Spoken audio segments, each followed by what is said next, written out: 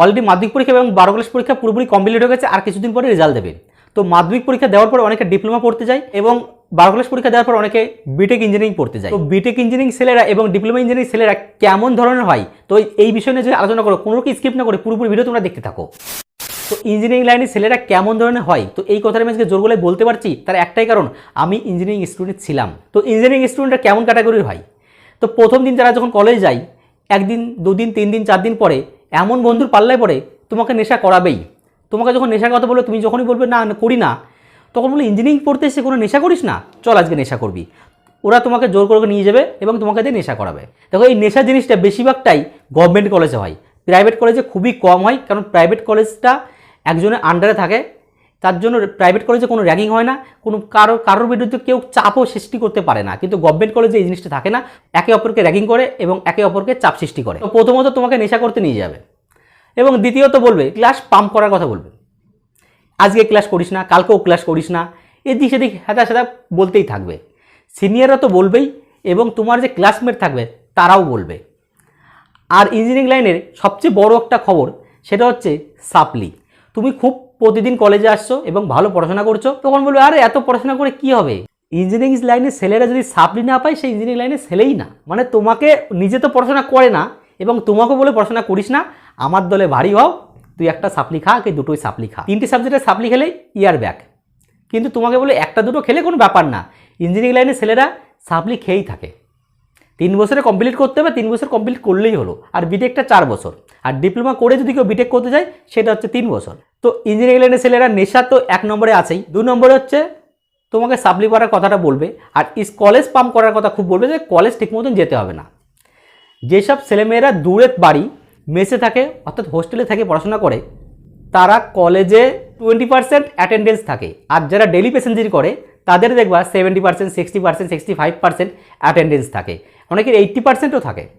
কিন্তু যারা মেসে থাকে, বাবা মা টাকা পাঠাচ্ছে আর এদিকে ছেলে ফুর্তি করে বেড়াচ্ছে, কলেজ যাওয়া পুরো বন্ধ, সারাক্ষণ নেশা করবে, বন্ধুর সাথে আড্ডা দেবে, তাস খেলবে ইত্যাদি, এইসব বিষয় নিয়ে শুধু টাকা নষ্ট করবে। আর মিথ্যা কথা তাদের পেট ভরাই থাকে। অলরেডি তাদের কলেজের ফি দিচ্ছে এবং তাদের হাত খরচে দিচ্ছে, তারপরেও মিথ্যা কথা, আজকে এটা লাগবে, কালকে ওটা লাগবে, এটা বলে বাড়ির লোকের কাছে টাকা নিচ্ছে।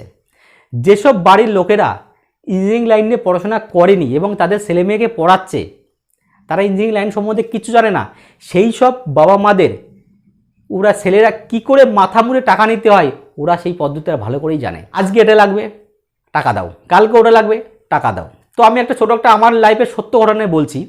তো আমার একটা বন্ধু, সে পরীক্ষার ফি হচ্ছে আমাদের 250 টাকা করে নেয়, সেমিস্টার ফি 250 টাকা। সে তার বাড়িতে বলেছে কি সেমিস্টার ফি 500 টাকা লাগবে। তা 500 টাকা দিয়ে এবার তার মা আমাকে একদিন বলছে কি, পরীক্ষার তো আমরা তো অলরেডি ভর্তির সময় টাকা দিয়ে দিয়েছি এবং পরীক্ষা দেওয়ার জন্য টাকা দিতে হয়। আমি বলি হ্যাঁ, পরীক্ষা দেওয়ার সময় টাকা দিতে 250 টাকা করে লাগে। বলে কি বলিস 250? আমার ছেলে তো 500 টাকা বলে নিল, মিথ্যা কথা বলে 250 টাকা অলরেডি নিয়ে নিয়েছে।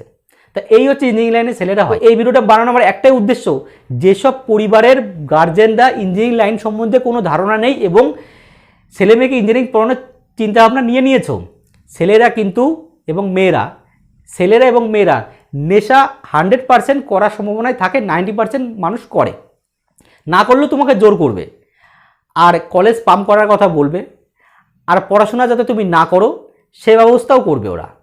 মানে তুমি যাতে একেবারে খারাপ দিকে চলে যাও, কারণ ইঞ্জিনিয়ারিং লাইনের ছেলেরা বেশি ভালো হয় না। তো যারা ভাবছো ছেলে মেয়েকে ইঞ্জিনিয়ারিং পড়াবে, তো একটু চোখ কান খুলে রেখে পড়াবে। কারণ আমার নিজে চোখে দেখা আছে, ট্রেন থেকে নামছে, হাতে জ্বলন্ত সিগারেট, এক হাতে চায়ের কাপ, খেতে খেতে কলেজের দিকে যাচ্ছে। এটা কি একটা স্টুডেন্টের কাজ? একটা স্টুডেন্টের কি কাজ? কিছু করার নেই। তুমি যদি নেশা না করো তোমাকে জোর করবে, আমাকেও করেছিল, কিন্তু কোনো দিন কেউ খাওয়াতে পারিনি। তার অনেক কারণ আছে, আমি নেক্সট ভিডিওতে বলবো, কিন্তু এই ভিডিওতে আমি এখন বলতে পারছি না। ভিডিওটা প্রচুর পরিমাণে শেয়ার করো। যদি ভিডিওতে প্রচুর ভিউজ আসে অবশ্যই আমি আমার কাহিনীটা জানাবো, কেন আমাকে কেউ নেশা করাতে কোনো দিন পারেনি। তো আমি তোমাদের সেই টিপসটা জানিয়ে দেবো, তোমরাও শিখে নিতে পারবে, তাহলে তোমাদেরকেও জোর করতে পারবে না এবং নেশাও করাতে পারবে না। তো যাই হোক, ভিডিওটা প্রচুর শেয়ার করো। যদি ভালো লাগে তো অবশ্যই লাইক করে দিও, চ্যানেল নতুন হলে সাবস্ক্রাইব করতে ভুলো না। তো এইরকম সোজা কথার উত্তর আমি আরও নেক্সট ভিডিও নিয়ে আসবো। তো আপাতত টাটা।